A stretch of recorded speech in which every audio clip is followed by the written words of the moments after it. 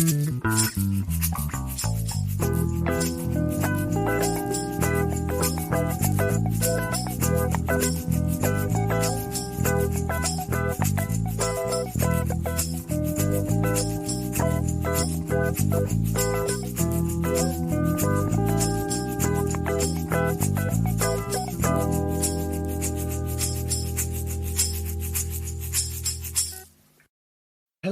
and welcome to Pods Like Us. I'm Martin Quibell, known to my friends as Marv, and this time I am joined by Greg, who is one of the three main hosts of the Capes Complainers. I believe there's 5 of us. I forget too how many there are, but yeah, there's 5 of us. There's 5. Okay, Yes. 5.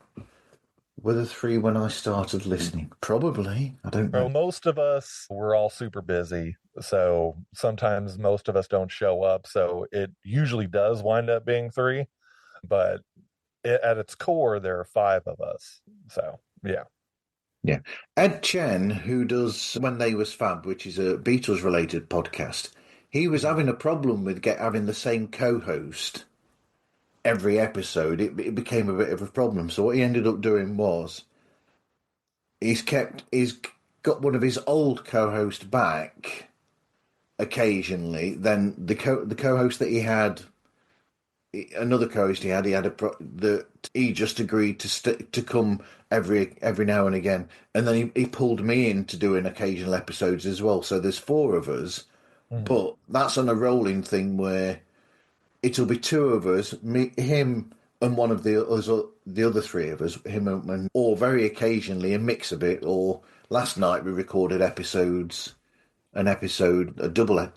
actually together, where we had all 4 of us together, which is a rarity. Yeah, I found that podcast whenever I first followed y'all on Instagram. Yeah, and I'm a huge Beatles fan. yeah. So I was like, you probably can't see it behind me. I got a Beatles poster of all their LPs behind me.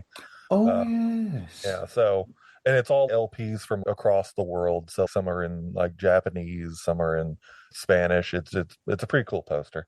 But no, yeah, I did find that podcast through y'all and listened to them as well. And I was like, this is great. I love this. So. But I take part in multiple podcasts. So yeah, I did that 2 episodes of When There Was Fab last night. I did a guest spot on Stu World Order last night. He'll probably tell me off, but we spoke about a film with this guy in it. It's not a great film, but yes. Yeah, after we finish the recording, I'll tell you what score I gave to it if I remember. Okay. Okay. It's not a great score. Yeah, we reviewed The Flash sometime either last season or at some point in our show and just ripped it apart. It's just it has a core of being good, but it's bad. Yeah. The thing I hated the most was the really bad CGI. Terrible. Awful. Yeah, like the Henry Cavill face that they came up with, and then the Christopher Reeve Superman. I mean, it could have been fine because I get where they were going. They were wanting to adapt the Flashpoint Paradox storyline from the comics as much as they could. But it just, one, with all of the controversy around Ezra Miller, really ruined it. And it came out at the worst possible time of that. So I think a lot of people were just turned off and they just wanted to get the movie out. And it's just, it shows. It's not very good. Michael Keaton is amazing as Batman. It was great seeing him in the cowl again, but the movie just is garbage. So I've not even said thank you for speaking with me today, but we've gone straight into the chat. Yeah, we found something to talk about and just drifted straight towards it. So we did. But so, what was your first experience with podcast? So I'm based in Houston, Texas. Yep. Whenever I moved to Houston, my father was running a podcast studio in the Clear Lake area of Houston. Yep. and he needed an intern. Obviously, I didn't really have a job at the time. I was just kind of in a dark time of my life, and then decided to, okay, yeah, I'll go learn something, maybe learn a skill. So I went and basically just started working as an editor of podcasts. We had several shows a week that they would come in and record. I'd take the audio, edit it, sent it out wherever it needs to go. And that was my first real introduction to podcasting. I've never really thought about doing a show. Yeah. And so whenever I got to be around all these people, and obviously some shows are not as good as others. One show we were recording, the person just stopped talking like 5 minutes in, and then looked at the production manager and said, I don't know. And so they just had to end it there. And the way the studio was set up, it was live podcasts. So people who were listening to that live just heard this person bomb, and then all of a sudden, this has been this show with blah blah blah, and it just ends. So that was pretty rough. So I got to see the good and the bad of podcasts working that job. Shout out to Houston there because my co-host on, or the main host on When There Was Fab, is from Houston, Wonderful. Ed Chen. But then again, actually, so are John Stone and Lonnie Pena as well from When There Was Fab. They're both that way as well. Oh wow. I'm the only Brit on that show, but You have the most credibility doing a Beatles podcast being from London. So I think you're the only one I would really trust on that show, to be honest. please don't trust me. I'm. It's not worth it. But so you started producing podcasts. Then what was your journey then from producing them to actually being the person behind the mic? Th- I've known my group of friends who are in the podcast with me. Their names are Tim, Devin, Flippo, and Reed. And I've known them since college. And we would always play video games together. We would always hang out. We'd go to Renaissance fairs, have a great time. And I started thinking that actually my dad approached me saying, do you want to do a show? And the first show I had was actually a Beatles hour Okay. where it was going to be just an hour of music. Every so often I'd jump in, do a little Beatles fact, do some trivia, blah, blah. And like I said, this is live, so it's almost like a radio show. Yeah. And that was my first kind of show idea. I did that for a little while. And then he asked me, do you want to do like a podcast? So I said, I don't know if I would do it by myself. So I reached out to my friends, said, hey, I think y'all are funny. I think whenever we talk, we have a good time. Would y'all want to create a show? And we kind of got our schedules together. We did a few test episodes just to see if how we could actually talk. And of course, it was very like cardboard talking. So we didn't really know what to do or say or how to say it. Should we watch our language? Should we do this? What should we do? And so we were still learning, but that's how the show came to be, was just asking them, just, hey, are y'all bored like me and do y'all want to do a show? Yeah. Cool. So how did you get round that initial reticence or almost robotics or what we're doing here? Was it basically just a case of did one of you, all of you, just say, "Do you know what? Let's just talk, be ourselves," That's and really that yeah, that's really yeah, what had to happen. So we tried doing like a structure. You've listened to our show. There's very little structure going on now. yeah, It's us just rambling, and eventually somebody gets interrupted, and then, okay, what do you have to say? So we tried doing a structure. It created more frustration on my end, where I'm just like, okay, we need to get back to the point. But then finally, at some point, we were just like, let's just let it ramble, like just see where it goes. And whenever I allowed that to happen, we started talking, and then somebody would bring up another interesting thing from some rambling point that somebody brought up, be like, okay, yeah. And then the show just felt more conversational, and less robotic at some point. And I think that's what really allowed us to better ourselves and get more comfortable talking. Yeah, but I mean, you still, I'm guessing, because I've listened to episodes from the past for the most part, but you are still doing the where you have a main subject for the episode that you're going to discuss, like a film that's come out, or and then you have the general chat before that.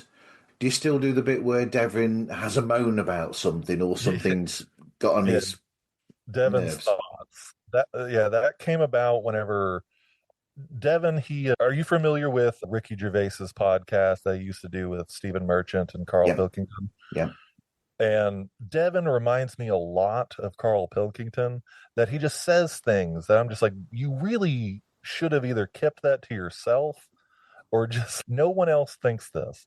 And it started whenever he was saying that he put ketchup on mashed potatoes and that he referred to it as a gravy.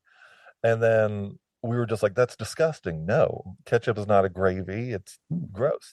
And so that was the first thought where I'm just like, okay, what else do you have?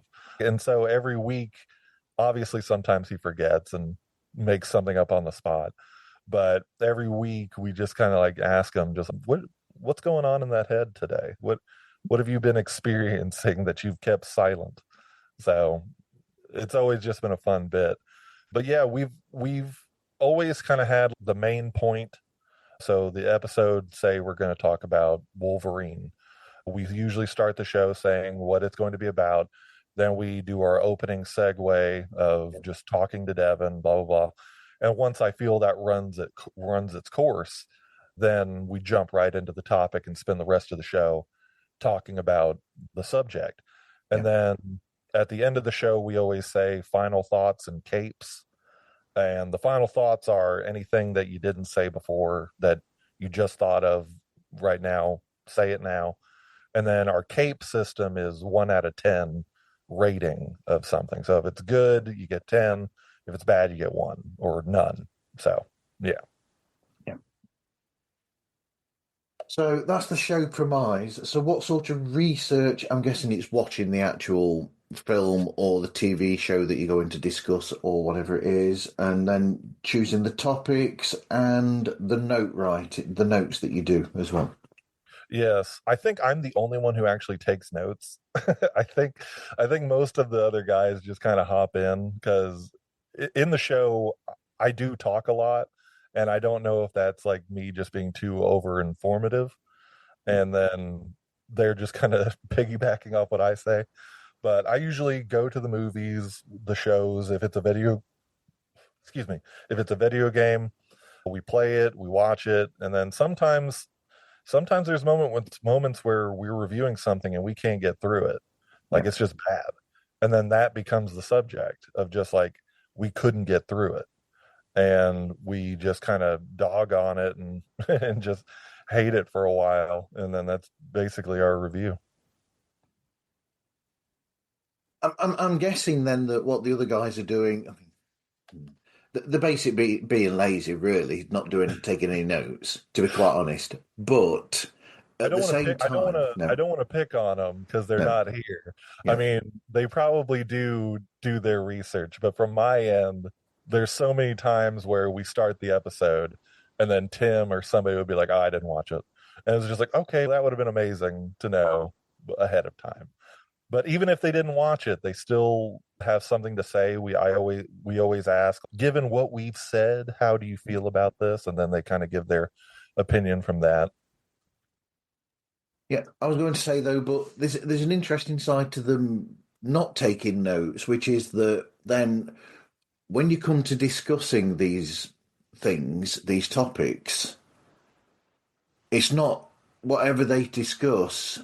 It's something that's stuck in their craw or that they've remembered basically. So Mhm. it must be really important for them to then discuss it, if it's a bad thing in a film or it's a good thing in something or whatever. It's something that's stuck there, which means that it is an important aspect in a sense to talk about.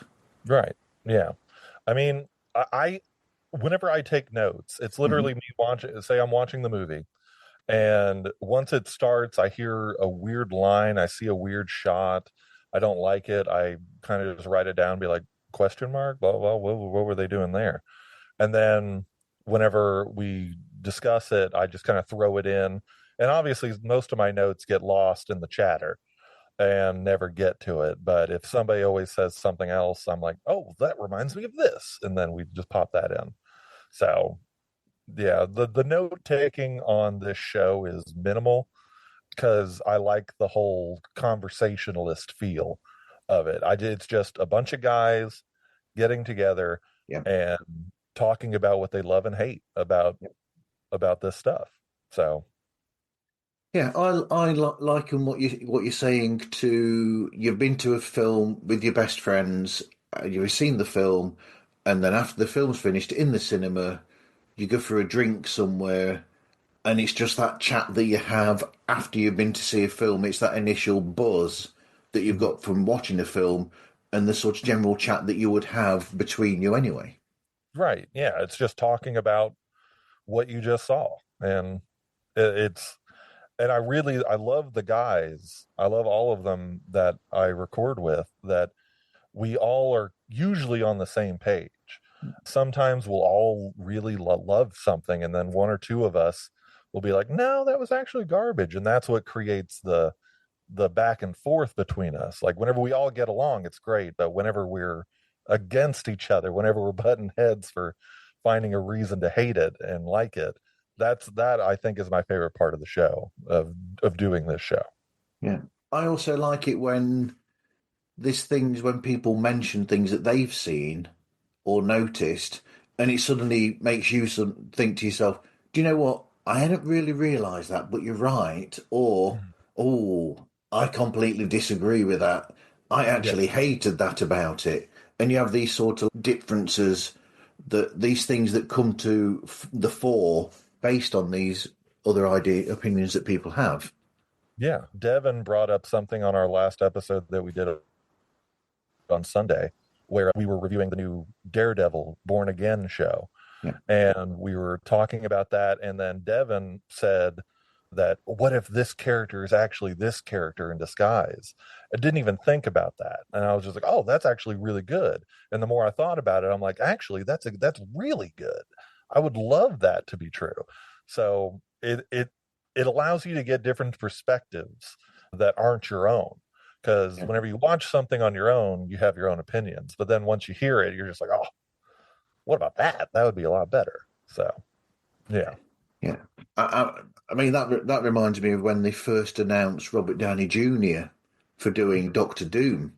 And I thought I had this strange thought in the back of my head, and I thought, I wonder if that's just something that they're playing with, and he's not actually a Doctor Doom, or he's just Mhm. they're just doing that, but he will be probably return as Tony Stark from another universe, and that's just a stupid thought I had in the back of my head Yeah. that they were playing with us in a sense, but I'm not really sure now whether they were playing with us or not with that.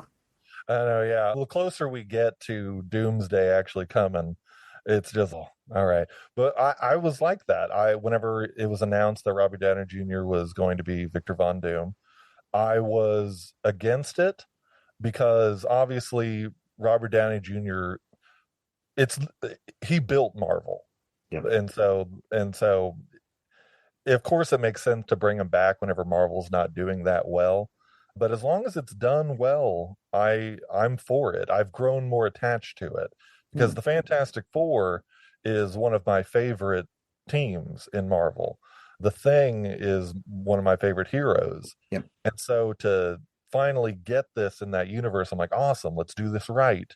Let's not just do a cash grab and bring somebody in who is guaranteed to bring in the money. Let's yeah. make it a good movie. So yeah, we do have those thoughts. Yeah, although right, but this is going to give away when we recorded this episode. But the announcements that they've made today of the casting for Doomsday, Right. some of them almost feel that way. Although saying that the people that were in the X-Men universe films, those people that they've selected, they are great actors and actresses. Yeah, Kelsey Oh, Grammer yeah, is Beast. Every yeah, time I see Beast in the comic books, I hear Kelsey Grammer's voice. yeah. James Marsden coming back as Cyclops. That could be cool. But again, less is more. Like they announced a lot of names, and I'm like, is this just going to be bogged down by how many people we can throw in one movie? And I mean, Marvel hasn't really been good in a long time, in my opinion. Their good projects are far in between. Yeah. So whenever they announce these kind of big projects, that I'm like, oh, is this going to be good? It worked in Endgame, Avengers Endgame, but I don't know if we can work again. I don't know if we can get away with having so many characters in one Yeah. movie and it not get bogged down. So it's I mean, risky. yeah, it's risky also because of the fact that those people in those roles, it's a long time since we've seen them in those roles. Hmm. Yeah, I mean, the last time we saw Kelsey Grammer was in the Marvels during the end Oh, credit scene yeah. of that Yeah. movie. And obviously it was CGI'd Beast. It wasn't Kelsey. He didn't have to put on the makeup again. But I mean, it has been, we haven't gotten James Marsden as Cyclops since the last X-Men movie. And it's great to have nostalgia introduced into the new Marvel Cinematic Universe, but maybe it goes back to the point that I said earlier, less is more. Yeah. Did we really need them? Is this going to be an important plot point, or are we just going to have eye candy to look at for 5 to 6 minutes and then they die more Yeah. than likely? Yeah. So yeah, it's But risky. will they just show up in the end fight and be like, "Oh, Yeah, we're here"? and then Yeah. die instantly, and then we never have to worry about it again. It's okay. Thanks for the inclusion of that, but yeah, it's We'll risky. see. But although saying that, the fact that it's being followed up by Secret Wars, that's an interesting one because then you've got, if they kept them, you've got them in place then for what should be a big film if they do it right. Yeah. And see, that's my biggest thing with Marvel. Every sentence about a new movie, if they do it right, Yeah. is always the end. And I don't think that should be the case. There was No. a time when Marvel movies would come out and you would be like, "Yes, this will be amazing. This is going to be my life for the next several months." But now every time we mention a movie and they're like, oh, if they do it right, this will be good, blah, blah, blah. And that's not a good thing. That's not a good thing to have for a major studio that paved the way for superhero movies. Yeah. Absolutely. So anyway, recording and editing of your show. We before recording officially, but you went into this. You do it through Discord.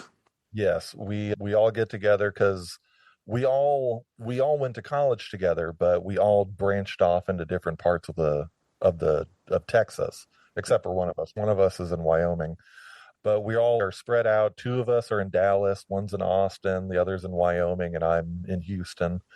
And it's it's just easier that we can all just get together on Discord. I record through Audacity, just a free program, and then of course we have the live video on Twitch that you can always just go back and look at. And yeah, it's just an easy little platform that we've found works the most. We used to do Skype whenever we first started, Yep. and then I think Tim mentioned that Discord is a thing that a lot of podcasters use, so we switched over to that and found it to be amazing. We haven't had any issues with it, and that's gotten us through 5 years of the show. Yep. So you do that for the audio, and you were saying that some one of the others that captures the video Twitch. essence of it. Yep. Yeah, so our Twitch. Twitch channel is basically the unedited as the show is live kind of thing. So that's where you see the video, that's where you see all of our pauses. Somebody drops the call and be like, "Okay, they're gone, moving on." And so you get to see all the moments that you don't really get on the audio, but the audio goes out everywhere. just the video is usually on Twitch. Yeah. Do you use any of that video? Are you able to pull from that and get like clips for promotion as well? We try to. Obviously, all of us work. We're all super busy, and one of us will always stand up and be like, "Don't worry, I'll take over clip duty. I'll make the clips." And then that falls through, and then be like, "All right, I'll make the clips," and blah blah blah. So if there's a really good point in the episode, I try to make a point to grab the clip and make something for socials. But yeah, it's we don't get paid for this, so it's just should we do it, and so it just becomes that. Thanks to the two people that I've got on Patreon, I'll just quickly say that. So I Yeah, do get some money from them, which thank you very much. congratulations. £2 per month. Thank you. There you go. That's more than we've ever made. We've lost money doing this podcast. So the mere fact that you're making anything is a triumph. I lose money every time I have to buy a new microphone, a new camera, or Yeah, any equipment. It's it's exactly. it's a dump, isn't it? It's a having to pay all that money out. I'm lucky I got these mics for free whenever I left the podcast studio I used to work at. I was like, perfect, wonderful, taking. And then just so I've lucked out on that end because these are like $400. Wow. These are expensive. Yes, I've had my eye on those. If I could ever afford them, one of those, definitely. Yeah, If anyone wants to buy me one as a gift, yeah. Leave your information in the comments below, and he will reach out to you and gladly accept your gift. I will. Thank you very much. Thank Yeah, you. There you go. I got There's your the back. promo. That's the whole show. It's just give me things. Yeah, that's true. Yeah. Episode structure you've already looked at. Music and samples from do you do grabs of anything from the property that the topics themselves? I've wanted to. I just never knew if that would be copyright and didn't want to risk the drama of that. And our intro and outro music was actually written by one of my friends who I went to high school with named Jared. Yeah. And whenever we first started the show, I was like, "Hey Jared, you're a musician. Can you write us something?" He's like, "Yeah, what do you want it to be like?" I'm just like, just something super, like something you'd hear in a Marvel opening hero moment. And he wrote our music, sent it to us, and we've had the same music since. I've asked him if he would want to do another one. He says, yeah, sure. But obviously life gets in the way. So I was like, we'll just deal with the free thing that we got 5 years ago. So it's fine. Yeah. Yeah. If he gets round to doing you another one, cool. Yeah. I'm not gonna cry. I'm not gonna be mad, but I would like it. But I mean, it's up. it's a cool tune that he's already given you. No, yeah. But I think it could be better. Jared, if you're listening, it could be better. Do it again. Yeah. So he's not got the 5 stars then. He's got a standing 5 stars. Like until I get another one, he can still have the 5 stars. But he knows how I feel. So, and then you've got the show logo as well. Yes, I made the logo. It was it was at the same time whenever I started the podcast job. I would make the show logos for the new shows and the existing shows of the studio. And I was just messing around one day and I was just like, I don't really know what the show is going to be called yet. We didn't come up with the Caped Complainers for a while because it was like pulling teeth getting the guys to give me anything. I was like, what should we call the show? And then somebody walked in and said, so your show is just going to be you complaining about things. And I was like, all right, I like that. Yes, complaining. And so I kind of was just trying to mull up ideas in my head of what to name it. And then the Caped Crusaders came into my head. Yeah. The Caped Crusaders, Caped Complainers. That works. And so just slapped that on, did some like an Avengers type font that it was free I found online. And I was like, perfect. Bam. Caped Complainers. And that's basically the same logo we've had. It's a very comic thing, isn't it? I mean, not just because of the Caped Crusaders, but also because of the use of it's like Peter Parker and Yeah, all these characters, Bruce Banner, and they've got the same first and second initial and whatever to yeah, word. So it's got that thing going for it as well. So it fits. yeah. It comes off the tongue very well. And whenever I told the guys that, all right, Cape Complainers, they're like, "Yeah, that's really good. I like it." And so now, every time I see it or look at the logo or anything, I'm just really proud of that name. No matter how bad our show is, I'm always proud of the name. So it always works. So here I'm trying to do a segue here. So we're talking about caped complainers. So if you were a superhero yourself, what would be your ideal cape? My ideal cape. Okay. I'm a big fan of the black cape. One of my favorite capes are either Darth Vader's or Batman's. Yep. So I okay, so I wouldn't want it to drag a lot behind me because obviously it's going to get really dirty. The laundry bills are going to be through the roof if I have a long cape. I can't deal with that. So I don't know. I would go for a medium length black cape with the big CC on the back for caped complainers. Absolutely. But you don't want it too long as well because otherwise it'd be very easy to stop you in your tracks. Yeah, Because all someone would yeah, need to do would be just to put the foot down on the cape yeah. and you're stuck. The Incredibles movie said it best. The capes are dangerous. No capes. They get sucked into jet engines. They can get choked on them. No capes. So it's a dangerous game. I said when that came out, The Incredibles, I said that that was like the Fantastic Four film that we could have had called Yeah. Fantastic Four. Like this is the first family we've been wanting, but and until we get the new Fantastic Four, I'm hopeful. I'm very hopeful for that movie.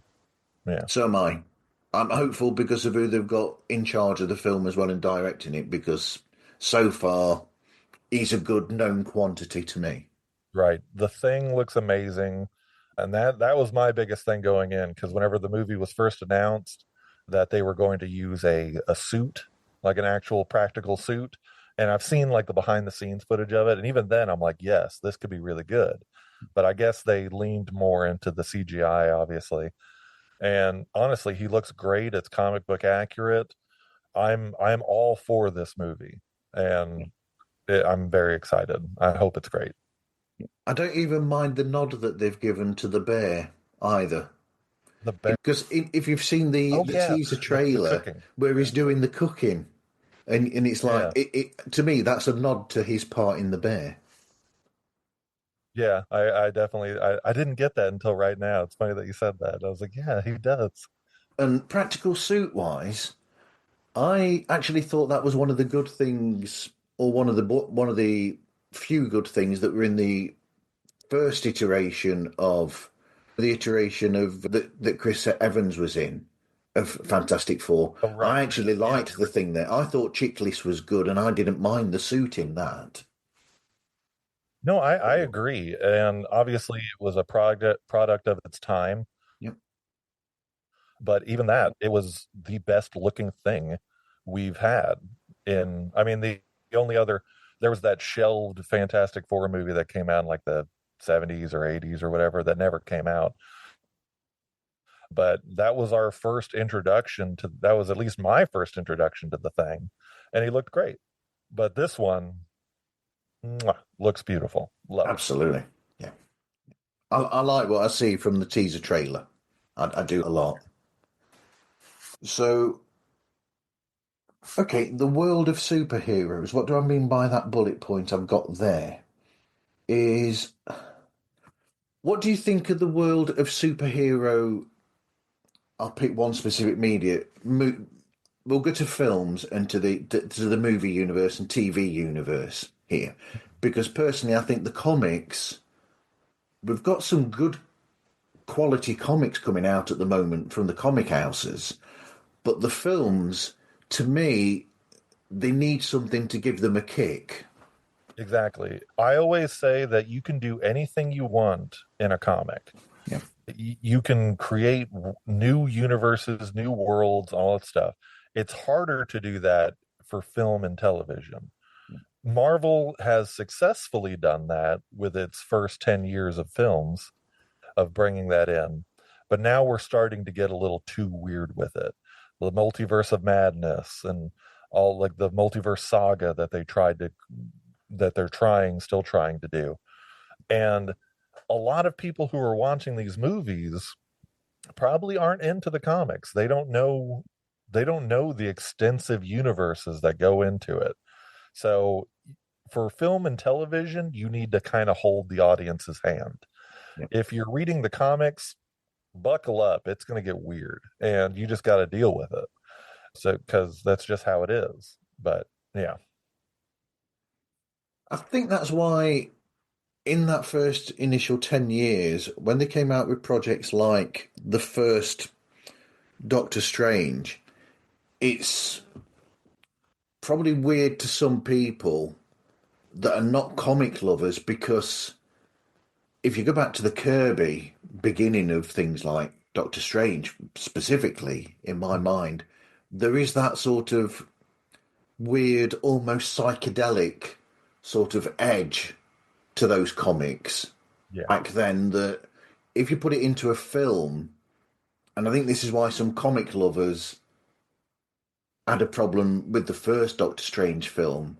I think it's because they were expecting all of that sort of thing, whereas the filmmakers behind the film, Disney Studios, Marvel Studios, were thinking, we're not sure whether a big audience would go for all that. So they pulled back on it a bit. exactly. It's will they get it? Yeah. And that's the thing. That's why I say you kind of have to hold the audience's hand. If this is the first time we're seeing this character and you're blowing our minds with this crazy alternate reality magic stuff, you kind of have to be a little helpful with it. You can't just throw it at them and expect, yes, it's going to be great. Because a lot of people aren't comic book readers. Their superhero knowledge expands only to movie and television. And so it's a gamble. Before they did those sort of films, the majority of the population outside of comic reading, all they would know from superheroes would be, Action. yeah, Yeah. they'd know the Christopher Reeve as Superman, they'd know the Batman, they might know the Incredible Hulk from the old television series with with Bill Bixby and Yeah. those things, and the Spider-Man, of course. But Yeah. other than that, maybe the Wonder Woman. But other than that, I think that's the limit of people outside a comic world, their knowledge. Exactly. And I somebody asked me several years ago that whenever we first watched the first Avengers movie, Yeah. and they saw Thanos at the end credit scene, and they're like, "Who is that?" I'm like, that's Thanos. So and he was like, "Who's Thanos?" I was like, "Read the comics." And he talked to me later. He was like, "I'm not reading all this." I was like, "Just tell me who it is." And that's kind of the thing. I do agree. The knowledge ends at movie and television. If you're not that big of a nerd to sit down and just watch a YouTube video about the comic origins and stuff, then if that's what you need to do. Yeah. I mean, the film that we were discussing earlier, The Flash, that's Yeah, based on Flashpoint. I was saying to Stu in the episode that I recorded with him, I said that that's one of the great long running stories from the last couple of decades, is that story. But the problem is that if you've read that and then you go and watch that film, you see elements of it, but you feel let down because there's almost an impossibility there that you're expecting this, but you're not going to get it because they can't. you did it so well here. Why couldn't you do it again? Yeah, And they did an animated movie of the Flashpoint paradox. That was awesome. That was yeah, amazing. Why couldn't you do that in live action? And obviously they wanted to be different. They had their own little idea of what it needed to be. But yeah, if you're going to base it on something that is one, an iconic and very important storyline for the character, you kind of need to do it right. So, kind of a bit. I mean, so whenever the Dark Knight trilogy, Dark Knight Rises in particular, whenever they were adapting I believe it's called the Nightfall storyline, Yeah. where Bane breaks Batman's back. They didn't do an exact interpretation as it was done in the comics, but they did a damn fine job Yeah. with it. And so, as long as you're adapting something, you need to adapt it at least correctly. And The Flash failed terribly at adapting any kind of storyline that resembles Flashpoint. Yeah. Yeah. I mean, the only bits that they got of that story that were close were the familial bits, where you've got the bits with Barry and his parents and that relationship, and Right. they're the bits that work that Yeah, they've pulled the from the going back in Flashpoint. Yeah, time. yeah, and yeah. While we're at They had a it, good idea, just they didn't didn't do have it. a good idea. And while we're at it, can they leave Dark Phoenix alone for a little while Yeah. longer, please? Oh, please God. And that's kind of why I'm afraid that they're going to bring the X-Men into the MCU. I'm like, I don't want to do this. There are certain storylines that we've had shoved down our throats, and I applaud the new Spider-Man Mm, for not showing us Uncle Ben die again. yeah, I'm like, I don't need to see it. I get it. Like it's the jumping off point. I don't need to see it anymore. And so I applaud whenever they don't rehash the same stuff. And it's great. But yeah, definitely leave the Dark Phoenix saga alone. We don't need it anymore. yeah. And it Uh, all happens in the yeah. same, it's only been a few years. Why do we need to see it again? Yeah. Yeah, well, we've had it. Have we had it twice in 20 years? The Dark Phoenix Yeah. Yeah. story? We got Yeah. it in one of the last X-Men movies, and then we got it in one of the last First Class movies. It's just like, no more. And then they're talking about recasting, doing another Jean Grey. And I'm like, don't you dare. Just let the characters be. So, Yeah. Yeah. You never know. They might announce that Famke Janssen's back as Jean Grey. yeah, yeah. Even then, it goes back to the point that I said earlier. Nostalgia is great. Is it needed? That's Yeah. the big question. It's great saying Deadpool and Wolverine. I Hugh Jackman is my Wolverine. No Yeah. one else could play him. It's Yeah. great. And I loved seeing him again in that movie. Luckily the movie was good. But at the same time in the back of my head, I'm just like, how long? How long can we make this man do these characters before we just say you're done? Just like you did good, kid, sit down. And so I don't know. It would be great to see old characters come back, and obviously Doomsday is going to be doing that, but is it needed? Well, so anyway, I've got all these bits down the side. I'm not really sure whether to. Actually, I'll do that. Quick question and answers. Here we go. Catching Okay. you out here. Okay. Okay. So, number one, who is your Superman? My Superman, Henry Cavill. I think he embodied the character well and unfortunately was treated unfair by DC. But he is my Superman. I think they made him a bit. I think they could have made him a bit lighter, perhaps. I'm not sure. If they'd have made a second film, I think there would have been a lightness to him. Yeah, I do agree. Superman has he's not a dark brooding character. He is a hopeful hero. He's who humans should strive to be. He cares more about us than arguably they care about him. And that's one of the great things about the wonderful character. I mainly view Henry Cavill as my Superman because he had the look. He had the Yeah, look, the build, the feel, and DC had just unfortunately just handled him very poorly. I thought he I thought he was great, but obviously DC didn't like him. So Agreed. And who is your Spider-Man? my Spider-Man, Toby Maguire. Cool. Second film or the first film? I'd go for second. Second, Spider-Man 2 is there are very few perfect sequels that I think, and Spider-Man 2 is a perfect sequel. Absolutely. Who is your Batman? All right. It has two answers. The best Bruce Wayne is Michael Keaton. Yeah. The best Batman, again, I get a lot of criticism for this, but Ben Affleck's Batman, specifically in Batman v Superman, was perfect. The look, he he was solid. Like I love the short ears on the cowl. Just visual. That's Batman. I was like, that's perfect. But I always get guff. They're like, it's a terrible movie. I'm just like, yeah, but it's a really good Batman. So leave me alone. But yeah, so those are mine.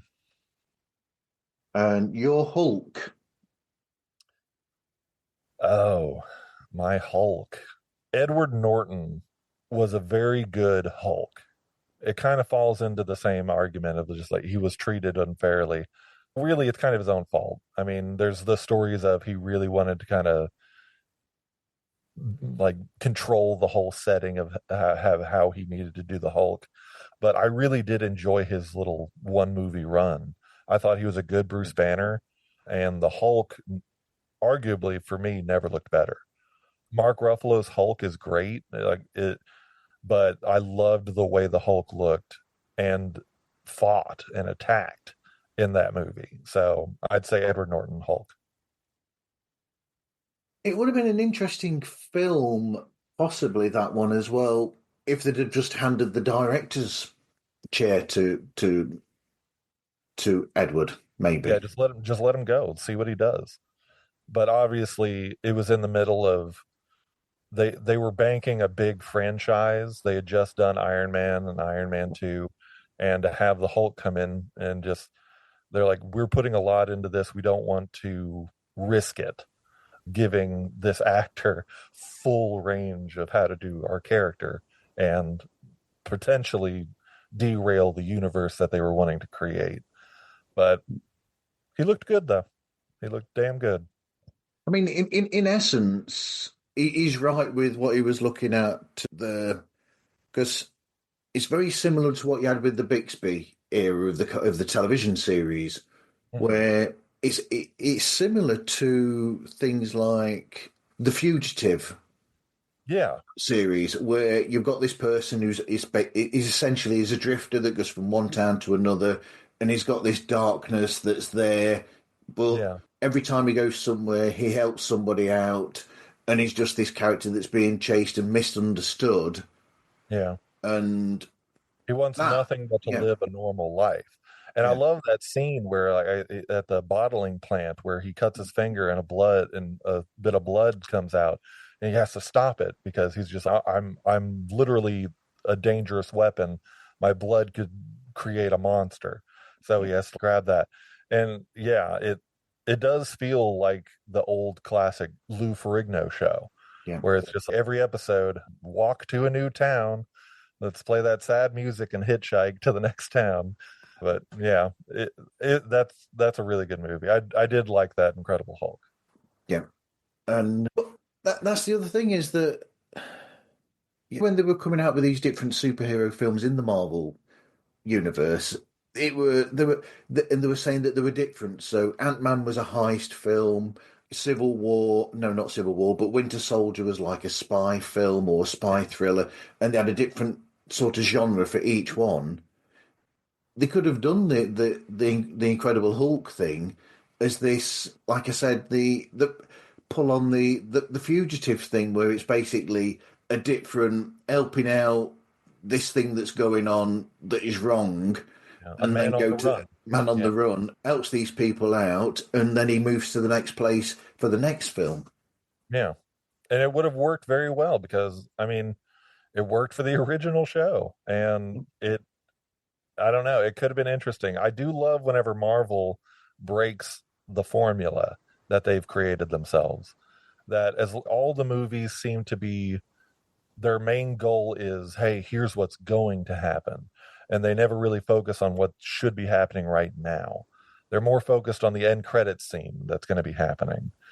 And so, yeah, and some of the best ones, best. I mean, I don't want to just say it's Marvel, but it is a Marvel built superheroes as we know it right now, and it's they're to blame. But whenever they do break that mold and formula, they do great things. Like Werewolf by Night was a little Disney Plus show that they released a couple of years ago. That was amazing, and they leaned into the Yeah. horror, the classic horror films. It was different and great to look at. I was like, this is amazing. And then, of course, they go back to the cookie cutter formula, and it just drops, and it's Yeah. unfortunate. Yeah, that's why I think they've made a bad decision with putting Blade by the wayside for the time being, because I think Exactly. that could have been a good break of the formula as well. Could have given Yeah, them just something different. let's get into the dark supernatural side of Marvel. And I think that would be amazing. I would love a Midnight Suns movie. Yep. But some of the characters just do it, do something different, and they won't. They just like No. making. No. No. Yeah, I mean, the biggest risk they made most recently would probably be when they started the Guardians of the Galaxy films, yeah, that was a going all risk. sci-fi. That Yeah, was a that was risk. because when that came out, I mean, I didn't even know who the Guardians of the Galaxy were. Yeah. I was like, who are these people? But you watch it, and one, James Gunn, he wrote a tremendous script. He truly understood these characters and did a phenomenal job making a Guardians of the Galaxy a household name that nobody knew who they were. Everybody knows who they are now. Yep. And so phenomenal. Just Um, I, yeah. I just wish Marvel would get weird with it. Just Yeah. be like, yeah, do whatever you want, but they won't. Definitely. Yeah, we've already talked the new Fantastic Four, Future of the DC. We've been through all of these things. Other comic tie-ins, we don't get very many of them based on things like Valiant comics or Image comics or any of those characters so much. Yeah, we recently got a kind of Hellboy remake, which is a Dark Horse property called Hellboy the Crooked Man. We reviewed that recently, and I felt it was a really good adaptation from the book, Yeah, like damn near shot to shot. But unfortunately, it was hidden behind a very low budget movie.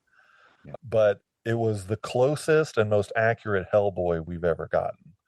And so I applaud that movie for that. Todd McFarlane, creator of Spawn, has been teasing that a new Spawn movie is coming out. I've been waiting on that. Spawn is amazing. yeah, It's a guilty pleasure of mine, the original Spawn movie. As bad as it is, I'm like, I can't get enough. This is great. But yeah, I wish a lot of other independent, not they're not independent, but other comic book people would throw their hat into the game. And they don't not it doesn't need to be a universe. You don't have to make an Avengers type movie. mm, Just get us something else. Break the Marvel mold and give us something else. And I think that would be great. I wish they did that. yeah. And don't put Vin Diesel in it. Yeah, don't please don't keep him in the Fast and the Furious franchise. That's fine. He can stay there. We don't need him anywhere else. Yep. And Groot, he's good. Oh He's yeah, good and as the Groot. voice of Okay. Groot. Yeah. Yeah, two things. He can stay in two things as Groot and Fast and the Furious. But yeah, Slightly out of the superhero thing, are you a Trek or a Star Wars? I am a Star Wars. I'm I like Star Trek. I Yep. don't get the hate between the Yep. two. I think you can be both, but I definitely lean more towards Star Wars. Yeah, Star Wars is very near and dear to my heart. I kind of have a lightsaber on the wall. You probably can't see it because of the shelf, but yeah, definitely Star Wars. Okay. This is a stupid question, this. Dracula or Blade? Dracula or Blade? It's not a stupid question. They both exist in the Marvel universe. They do. So it depends on the iteration. Blade is great, but there's a lot of storylines of Dracula. The Castlevania show on Netflix, Dracula, amazing, 10 out of 10 character. Dracula 3000, not as good as not a very good Dracula. But if I had to choose, I guess I'll choose Dracula. Okay, The cool. classic vampire. Yeah. Yep, Christopher Lee's interpretation of Dracula for me, the Hammer films. Yeah, that's a good one. I really it bombed and almost killed a franchise. It did kill a franchise. The Dracula Untold with Luke Evans, I think was his name, who played Dracula. Okay, yep. Yeah, that was I that's a guilty pleasure movie. I did like that movie, but obviously, I guess other people didn't. If I could choose what movies and franchises continued, that would be one. But I guess the world did not agree with me. So And now I'm just going to put this out there, but don't forget, people, that now that Disney has owns 20th Century Fox, you can actually have, technically, Blade, Dracula, and Buffy the Vampire Slayer all together. yeah, and no one would bat an eye. Like it would just be a Um, normal thing. wow. And just, they could go in the past and have Indiana Jones in there now that he's owned by Disney as well. Yeah, you can do anything you want. Indiana Jones versus Han Solo. Why not? And so The uh, film we've always wanted. every time somebody says a movie idea of what if these people were in one movie together, and it always sounds amazing, and I always wonder how would that work. And one movie in particular, are you familiar with The Mask, the comic? Yeah. I would love a comic accurate Mask movie. If we could somehow get Jim Carrey back in as the Mask, because nobody else can do the Mask. Yeah. And I often think to myself, I'm like, would people enjoy that? Because the comic is very, very violent. Mm. And so I often think to myself, I'm like, am I the only one who would enjoy these kinds of movies? So I don't know. Just But a I think Jim could do that now because he's got that range in his acting now that you can see, yeah, which he did have when he started because he's a trained actor yeah. from before. But everybody just knew him as the comic actor back then, so that's why Funny that man. version of the Mask works for him back then because it fit Yeah, his persona perfectly. yeah. It's hard for me to watch that movie though because I'm like, because I've recently been rereading The Mask, and I'm just like, man, what if? Because there's a lot of scenes that are in the first couple of issues that are in the movie, dumbed down, obviously, Yeah. but it's just, man, what if they were not afraid to go further? Would this movie have been popular, or would I have been the only one happy to see it? Yeah. That dance sequence is still fantastic when they have the sequence and all the criminals and the police are all dancing in the streets and Yeah, that's it's still a still good scene. yeah, it's still a wacky good time to watch, Yeah. but yeah, it's a great movie. So what advice would you give to people making their own podcast for the first time? Just do it. If you have an idea, put it out there. It doesn't have to be it doesn't have to be good. You could listen to most of our shows today and they're not very good, but just you do it. You can do it by yourself, you can do it with a friend, even if it's 5 minutes long. If you have a thought and you want to get it out there, a lot of people share the same opinions. Yeah. It's kind of the tagline of our show. Nobody complains like a fan. And I am always on Facebook, TikTok. People are always complaining about stuff. And I'm like, just get it out there. You never know. People will disagree with you. People may also agree with you. Just do it. Yeah. Absolutely. So what podcast do you like to listen to yourself then? Ooh. I usually listen to my show to see where I screw up. But I'm very picky whenever it comes to podcasts. Yeah. I can't really I have a very short attention span. Like I jump from topic to topic without realizing I did it.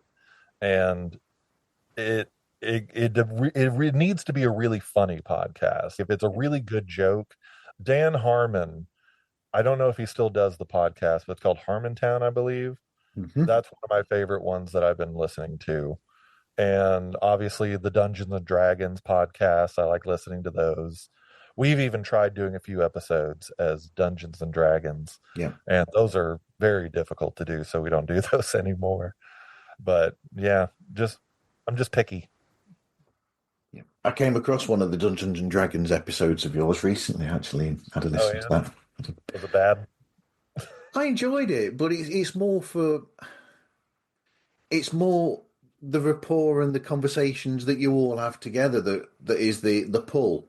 I've Yeah, always said that it's like general film, where you've got multiple people talking about a film together for an hour and a half, 2 hours. There's so many of those shows, but it's the hosts themselves, I think, that keep the audience. yeah, Because otherwise, that show sort of thing, that structure, you've got ten a penny that do that sort of thing. It's how you are as people, and if others listen to you and are pulled in by you as a host, really, I think. yeah. I agree. And a lot of the times we'd try to script a joke in the Dungeons and Dragons stuff. It never worked, and it worked. That's where the conversationalist part of it needs to come in. If it's a funny moment and you just say something funny, it works way better than trying to plan something.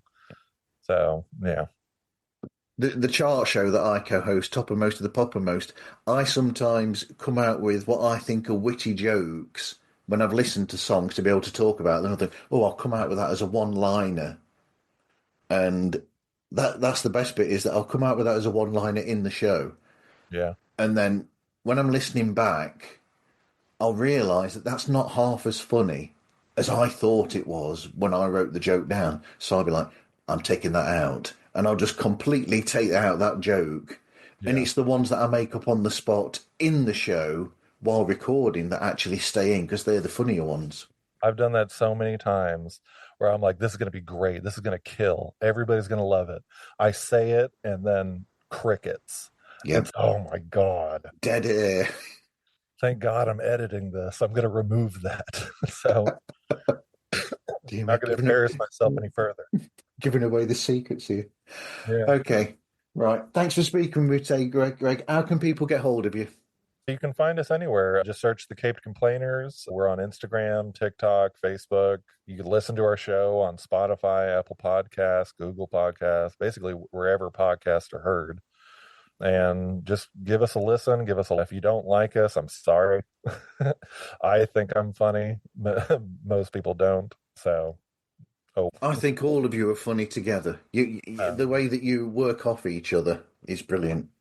yeah, there's a lot of resentment and anger that is fueled into comedy. That's basically our whole dynamic. There's the fact that you know each other as well, and I can tell when listening that you know each other's little eccentricities that Yeah, you can pull on, in a sense. So you'll say something to one of the others, and because you know them, yeah, you know that that's the sort of like thing to pull at to yeah. get a What good makes them tick? response. Yeah, it Yeah, just makes them mad. yeah. I think whenever we get mad at each other, I think that's whenever we're at our strongest. as, as long as we're yelling at each other, we're going to be friends for a long time. Absolutely. Yeah. Right. You can find pods like us on any streaming platform. We're on most social media: Twitter, Facebook, Talk, Thread, Blue Sky. And you can contact us through podslikeus@gmail.com. And we are also on Patreon if you just look for Pods Like Us. I've already explained earlier that that's £1 a month for some diary episodes where I do reviews and talk about my listening to people. But until next time, thank you everyone for listening, and hope you listen again to another episode of Pods Like Us.